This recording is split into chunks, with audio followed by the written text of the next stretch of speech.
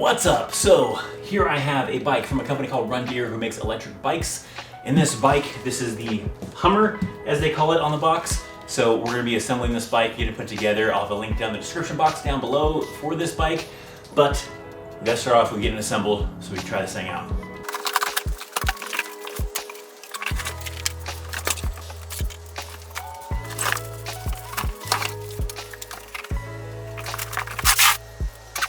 So not a whole lot in the box, which means not a whole lot of assembly, so that's good.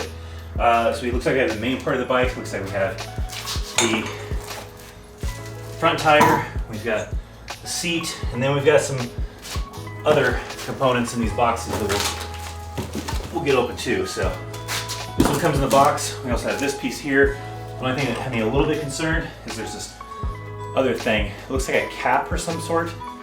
So hopefully it's nothing important that broke off or something, but we'll see if that goes to something important or not. All right, so let's repurpose some of this padding here for a little soft cushioning for the knees here on this concrete floor. So we'll get into these boxes first. Probably one of these boxes might have like instructions or something else that we need, so we'll get into these guys. So we've got some tools, more tools, comes with some pretty good tools. Those are tools you probably keep and reuse for stuff. A wrench too. Man, they might come with everything that you need. No tools required possibly. It's like a charger probably for the battery pack. It's like pedals. And that's it for this box. Let's see what we got in this one now. This box looks like we have the battery, and it also comes with some keys. Now we gotta assemble it, which doesn't look like there's too much to assemble, so that's good. Now there is not any instructions in here, unless they're wrapped up inside of here. So hopefully either they're wrapped up inside of here, or it's just not that hard to put together. Maybe it's not that hard to put together. So it does not come with instructions, but it is very easy to put together and easy to figure out. You can get the instructions from their website though. Available on their website, they have the whole manual for the bike and how everything works and everything involved with the bike, including the instructions as far as how to put it together. But it is pretty simple to kind of figure it out as far as where pieces go, how they connect, how to tighten it down.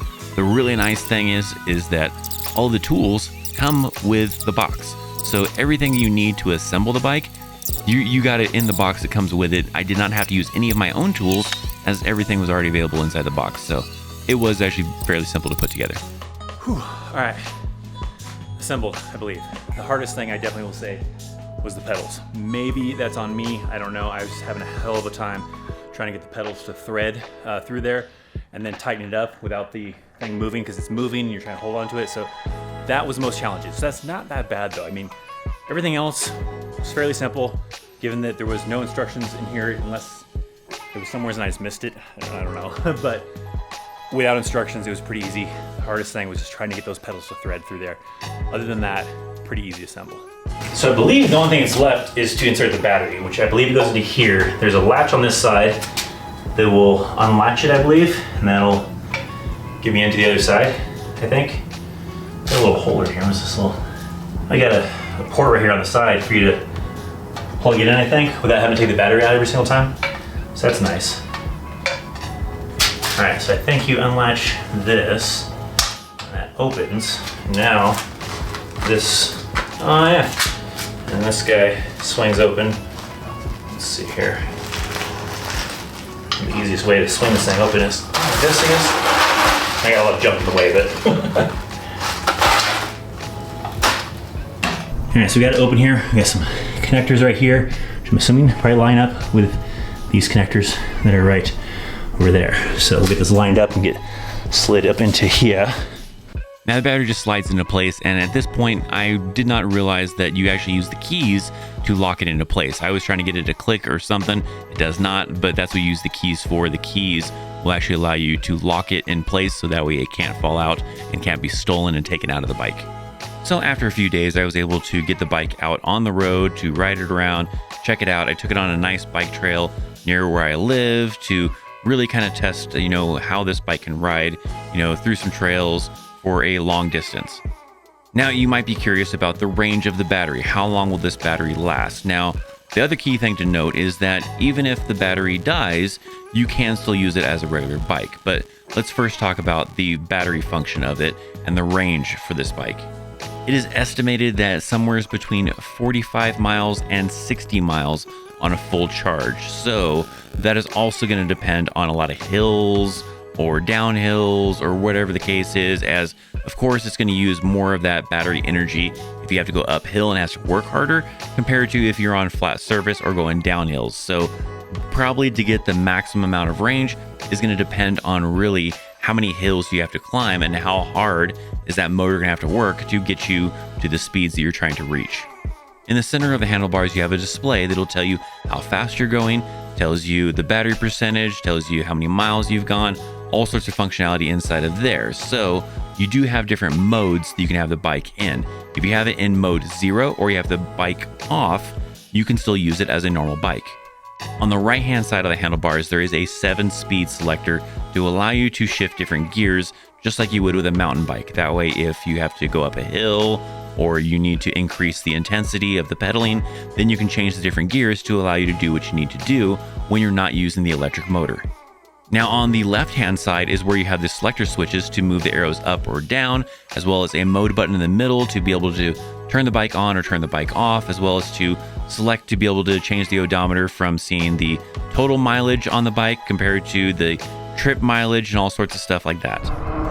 Now with this bike, it can do electric, but it also can just do normal too. You can change the mode. There's like mode 0 through 5 that changes how fast the electric motor can go, and you can put it on 0 and just simply pedal, so it doesn't have to be always using the electricity part of it, especially if the battery dies or whatever, you didn't get a chance to charge it, then you can still pedal, right? You can still have that functionality.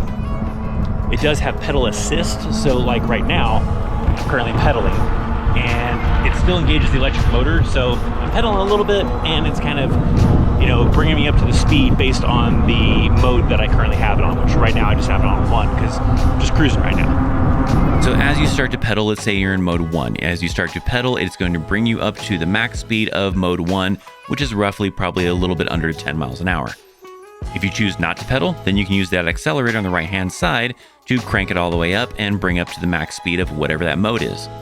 So if you bring it all the way up to mode 5, then your max speed is roughly estimated at roughly around 28 miles per hour. But in the testing that I personally did, it seemed a little difficult to get up that high. It was pretty easy to get up to about 23, 25, but past 25, you had to have the right conditions to be able to get up to speeds past 25. Now, when you are in mode 1 through 5 and you're pedaling, it's super simple to pedal. It's as if you're on the easiest pedaling gear to be able to pedal, so it doesn't matter if you're going uphill or on a flat surface or going downhill. The pedaling friction is exactly the same when you're in modes 1 through 5. It's only when you're in mode 0 or the bike is off that it actually utilizes those 7 gears to change how much friction you have when you're trying to pedal.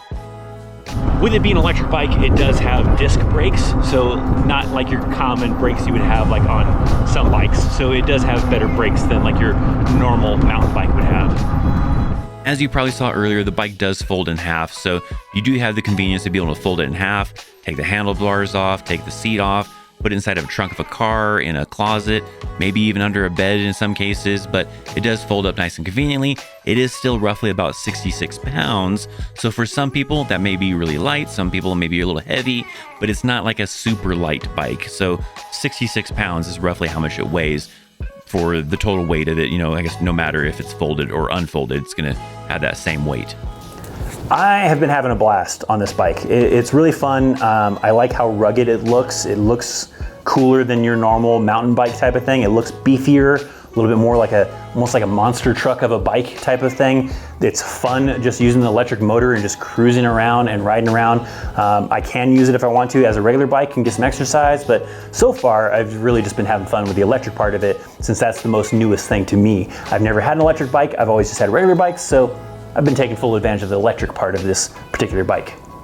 I do actually have a promo code for this bike, so if you are interested in this bike, Down in the description box down below, I have a link to the website. You can also utilize the promo code ChristopherChaos and get 10% off of the bike if you wish to do so. So check that out. The bike runs for roughly around $1,000, but if you use that promo code, you can get a little bit more off. So let me know what you think down in the comment section down below. Is this something you're interested in? Is this something you could see yourself riding around in? I did find myself a few times while passing other people on regular bikes to start pedaling, even though I didn't really have to, just to not make it look like I'm super lazy type of thing. But nonetheless, I had a great time on this bike. So let me know what you think of it though in the comment section down below. If you want to check out another one of my videos, I got a video right here that you can check out. Thanks for watching. I'm Christopher Chaos. See you next time.